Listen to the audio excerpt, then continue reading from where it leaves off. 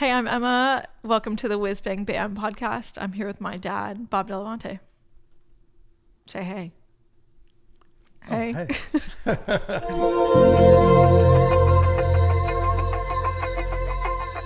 hey. Break the mic. Well, hey, how is it being my dad? Let's start there. Is it sick? Be honest. It's sick. Okay. Yes, it is. Yes. Go ahead. Replay that. That's the whole take. I did want to talk about, you played music. You grew up playing music. You toured through the 90s when I was little baby. Cute. But then you were also shooting music all the time. How did you get into photography? You talk a lot about how you got into music. How did you start shooting? Well, photography actually came first. I mean, I guess I was playing all the time, but I went to art school, Parsons in New York, and studied design and photography. And we were playing at the time for fun, but I thought I was going to be a designer and a photographer. And we started playing, and we were playing a festival in New York called the New Music Seminar. And a guy from Nashville heard of us, being my brother Mike and myself, and invited us to Nashville. And we were here about a week later. I think we surprised him. We showed up on his doorstep and met so many people that we work with to this day. And all these opportunities presented themselves. We thought, let's play. So we did that for quite a while. How did you get into photography with that? You said photography came first. Well, in the sense it was like part of school, and I did it for. Were you taking photography classes? At school, yes. Yeah. When you were touring, you never had a photographer or anybody traveling with you, did you? No, really? I was talking. It was kind of you, right? Yeah, I was talking to. Well, we're talking the '90s. It was such a different world touring wise. There was no social media. I mean, my records don't have any, website on them, and there was no outlet for that stuff. Yeah. So, I mean, I have a few pictures of us playing, but there's not a ton. I mean, it's amazing how stuff is documented these days. But no, we had no one on tour with us. That's wild to think about. That you did those tours and just Nobody no cell knew. phones. You can't call your mom and ask for help. That's You're right. just stuck. Well, I was, when you were the first time we went to Europe, I went with we were with Steve Earle for about 2 months and touring with him. And you were a year and a half, maybe.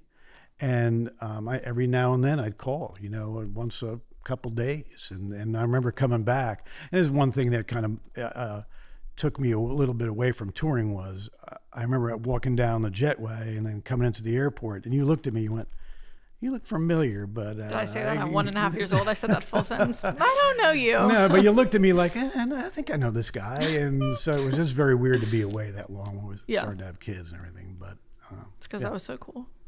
What's that? It's because I was so cool. Already cool. From birth. A year and a half, yes. Yeah. Born cool. As I was. Do you remember, I don't know if this will have any use in this podcast, but do you remember that first science project we did? Yes, I do. I'll try and explain this to the men in the room and the people that might watch. But we had to do a science project, and I feel like they gave me, we have a huge audience. There's about 40,000 people here. I really couldn't tell you, give or take. You can't prove me wrong. You also couldn't prove me right. Can you add some echo to the audio? Yeah, add a clap track right here. But we had, I think I was in first or second grade. We had a science project, and I remember there was no guidelines. They were kind of do whatever you want, or at least that's what it felt like in my second grade brain. But we did a project on exposure, and we did it with your film camera in the backyard and my stuffed dog Gus. And I feel like in my mind that was my intro to photography, which is cool that it was just pictures of my stuffed dog on a porch chair. But that's how I learned about exposure. Right. And you learned on film, which was good. I'm cool. I do. I was going through pictures. I don't know. I was looking for something on my phone, and I found a good one of you with a camera at your. When did you think you were peaking around 12 or so? I'll share that with everyone later. Yeah, no. Anyway, but you were using your camera. And, where was I? Just in the yard somewhere, and it was peak Emma. Oh God. Oh, delete it. Yeah, I think it's cool to think that I kind of grew up constantly being surrounded by music, but also photography, and they kind of always were hand in hand. And I think that's a big part of why I kind of moved the way I did and went into what I did. Yeah, I think so. I mean, the stuff was always around. It was funny. I had a turntable, right, and your friends would come over and go, "Oh my, what's that?" And no one had ever seen a turntable, you know. So, but you had it all the time and stuff. It's in my mind, it's weird to think that people didn't grow up with that. Like, people didn't grow up with as many like home photos and videos as I have, or as much music as I did. And I think even like the memories I have of going through those boxes of pictures in those dining room cabinets are like a big reason of why I shoot. Like, I want people to be able to look through my photos and feel like that, or look at home videos and like, oh my God, it's crazy we did that 20 years ago, you know? It's nice to have. Yeah, I think that's always the kind of the feeling I'm chasing when I shoot. I don't really care about if it does well on Instagram or like people think it's cool. In 30 years, I want the band's kids to think it's cool. You know what I mean? Like, at a certain point, I don't really care if they think it's cool. I'm like, your kids will think this is cool, and this is why I want to do it. Yeah, I think you can feel it when you see a photo too. Like, I have a ton of pictures, and one of my favorites is of Ben, Emma's brother. Okay. Yours are great too. Weird time to Yours say are this, really good. but Well, okay. I was just talking about your photo. Can we talk about other people's? No. No. So it's this really blurry shot of Ben running, and he's got his little ray gun or something, and he's the like one by the studio? on a mission. I forget where. No, I think it was at the lake. He's on a mission, but it's like this kind of weird shot, but it's one of my favorites. You know? I think that's another thing I've gotten from a lot of your photography, like the motion in it, shooting on film. I love that. They're not like what people would call like a technically perfect image, but that's never what I want. Those are the best. Yeah, exactly. You know? And that was the nice thing about film, because you know, you shoot digital, you know how it is. This is great too. You look at it and you're like, oh, that's not right. I better get this right, especially on a job. But film, you'd send away, and then I would go print it, you know, and you'd be like, oh wow, that's great. Like, I don't remember, or if you let it sit for a while, is really fun. And then see what was on the roll. Yeah, it's like a present. Yeah, it kind of for yourself getting back. Surprise. And again, like, all of my film work is always my favorite. And I think, like, even looking back at childhood photos, like all the film shots, I'm like, this is so good. And no images feel like this anymore. Well, I think film lends itself, and we're getting all this technical talk now, start talking about f-stops and stuff, but it lends itself to more imperfections. Yeah, which is digital, and what I kind of love about it. Well, that's, you take a photo, a digital photo, and then you try to mess it up as much as you can, you know, like, oh, I'm going to put a bunch of grain in here, and maybe I can add a light leak, and you know, it's like, just pick up that crappy old camera over there. You can use that. No, I remember being in college, and I think I showed you a picture I took, and it was 2017, 2018. So of course I like ran it through Afterlight 40 times, and it looked jacked, and I spent all my money on this digital camera to make it look like it was taken on like the shittiest camera possible. And I showed you, and you were like, why don't you just shoot film then? Right. And I was like, wow, that would be a lot cooler if I did. And I think that was probably one of the moments where I was like, I should probably get back into that. And I think I bought that little Canon a couple weeks after that, but I was like, you might be onto something. It's funny, the parallels with like that stuff and music and recording. Like, I remember you just reminded me of going to a studio in Nashville here, and this guy had this giant rig, and it was like all this outboard gear and all this stuff in it, and he said, I can dial this up and it sounds like that little Supro amp, like this crappy little. I was like, why don't you just use that little Supro amp, man? Yeah, that'd be easier. Yeah, so I don't know. It's funny how that works. I also think like film lends itself to like, you are moving based on what you know how to shoot. Like, in digital, it's easy for me to get to a show and take 3,000 images, and that's crazy. That's absurd that I have to look through 3,000 images, and of course there's like 50 shots and they all look kind of the same, but when you put a film camera in my hand, I'm like, it's hard to get through 36 photos because I'm being so intentional with it. And I think, again, it's the magic of it. I think I've told you the story when I was little. We lived in Italy when I was a kid, and I made my first communion, and this guy, I had to get a photo taken, so I had my little suit on, boutonniere or whatever. We can insert this photo here. We have it. Yeah, we do actually. We'll fly it in later. And the guy stood me on this thing, an really old-timey studio in Italy, and he stood there and he went click, and that was it. Yeah, one shot, and that's all you got. And again, I think like I want to get to a point where I can shoot and know that I got it in that one shot. Right. I want the confidence that that random photographer at your first communion had when he was shooting your little portrait, you know? Well, you have to be like, I don't want to have to take 40 digital images to be like, I think I like that. Like, I want to see the shot, know the light, know I love it. First, you have to be a 60-year-old Italian man. That's, you know, I'm working on that. I'm working towards that. It'd be a lot cooler if me I too. was. But Right, yeah, I think, no, it parallels with music a lot. But yeah, it was cool that I got to grow up with it and be surrounded by it. And I think that has like drastically affected how I work and how I see my work. That's good. So good job. I guess you can have part of the credit. Thanks. And all my gear. When I will say this, so it's on camera. When I wanted to start shooting, you probably remember this. I was in college. I was a design major, and I like hated design, and I was like not great at it either. So shout out to my professors for putting up with that. You were good. You don't mean that, but that's okay.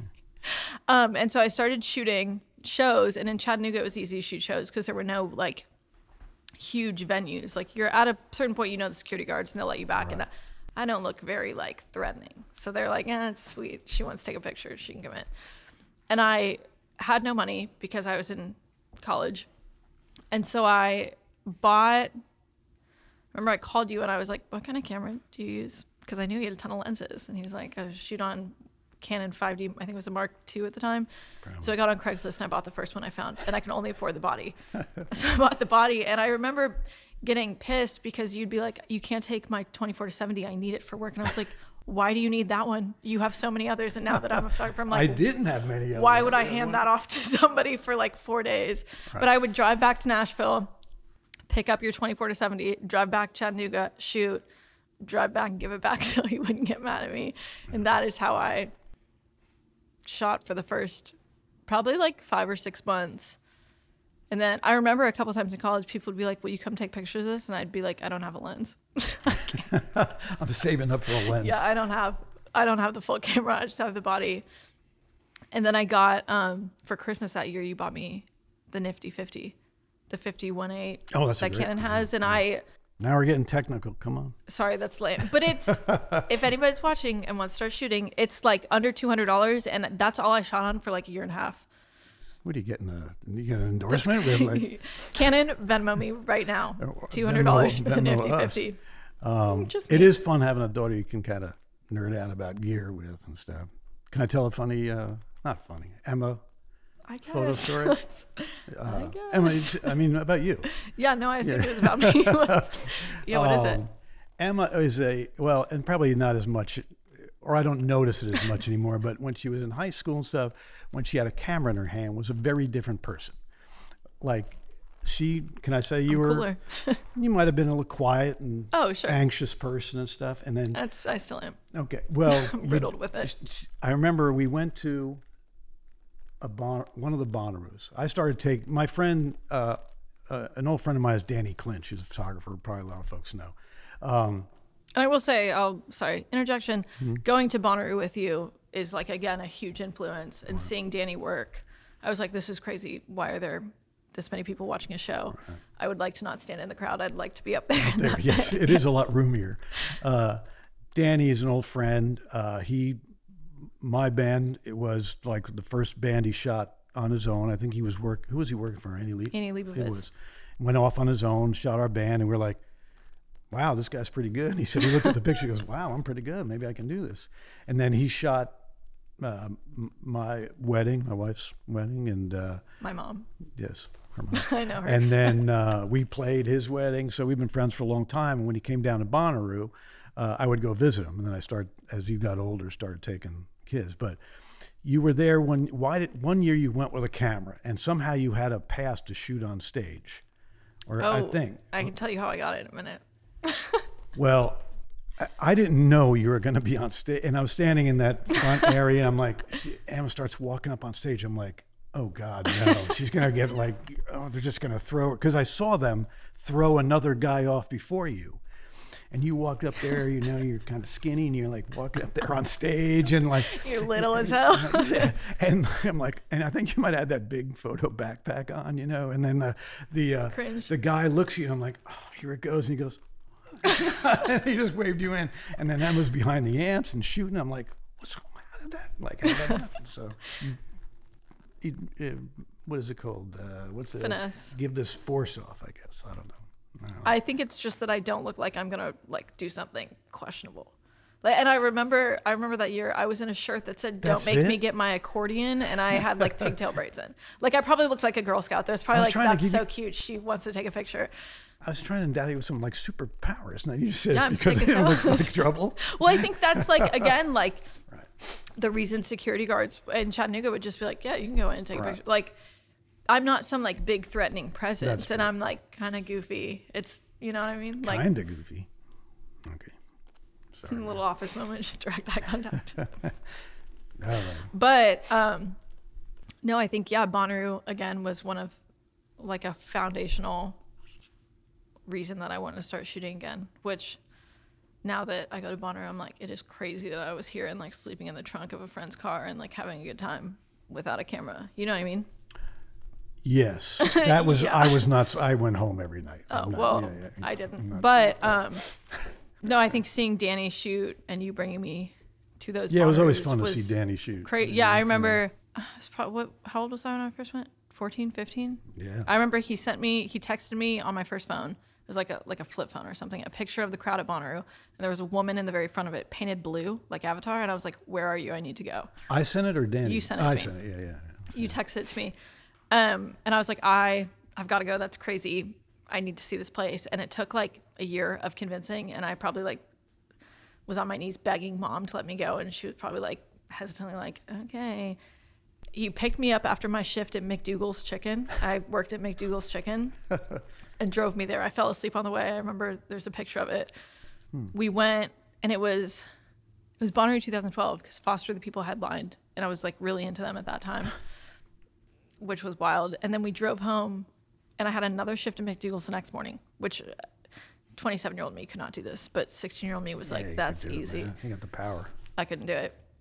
And then we went the next day. Do you remember that? I was like, we have to go again. And you were like, you're probably like, oh my God. Oh, and your brother and sister too, because I would go one day, visit Danny, pick the day I wanted to go, and then I you messed up by telling us it was fun. So then eventually man. I was like, my brother and my sister have to come. This is crazy. And you're probably like, oh my God. Yes. We have to go. But the year, I'll tell this quickly, the year I got that photo pass, I had kind of been shooting locally in Chattanooga, and one of Danny's assistants had said, oh, I saw you've been shooting. Like, do you bring your camera? And I was like, no. And like, I did not have enough to like get in through media, or like nobody was gonna. Remember who it was? No, I don't remember which one it was. Right. One of them. Shout out to you. Yeah. I do, but I won't get you in trouble on camera. But I was like, no, I didn't. Like, I couldn't get in. Whatever. And I think I tried. I remember I would cold email like 50 people a day. Be like, I'll shoot for you. I'll do anything. And like nobody would reply, because how do you reply to that? Which is fair. But he was like, oh, and of course, like Danny and all of his assistants have like 30 passes. He was like, here, take this. If anybody asks you where you got it, say you found it on the ground. And I was like, I have to call my dad, because I didn't have my camera. I didn't bring my camera. So you brought me my camera. Oh, and I shot. Right. That's the year I shot. I have like portraits of Billie Eilish and like like crazy artists that they were probably like, why is this little girl so close to me? I was like, because I only have a 50mm lens and I have to get that close to you. Have to get on top of it. But yeah, I ditched all my friends and I shot Bonnaroo. And I remember I came home and I had like 7,000 photos, which again, too many. I should have shot on film. Yeah, sorry, that was 12. crazy. Yeah, my bad. Yeah. But yeah, all that to say, I think growing up in the family I did had a huge impact on my work today, how it feels and how I move about it.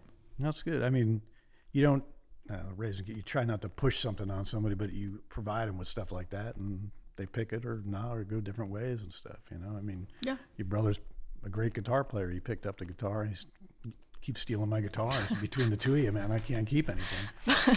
Push a hobby that you don't already own the items for. Start collecting stamps or something, man. I don't know. Don't do that. Nobody cares about stamps.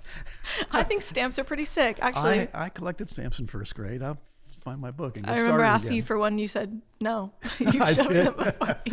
I said, "Can I take this?" And you said no. When you lick it and put it on an envelope or something. Yeah, it's like worth like 3 cents. Not Yeah. anymore. Worth about $3,000 probably. I gotta get these No, I'm stamps. kidding. I'm kidding. We'll let you know next time. Thanks for being a cool dad. Thank you for being a cool daughter. There's a teleprompter behind you. Yeah, I I'll can read Venmo that. you for saying that. Thanks. No, that's totally unrehearsed. Unrehearsed? What? Did you rehearse that? No, I said unrehearsed. It just came out. Yeah. I'll Venmo him later. Thanks, guys. Yeah.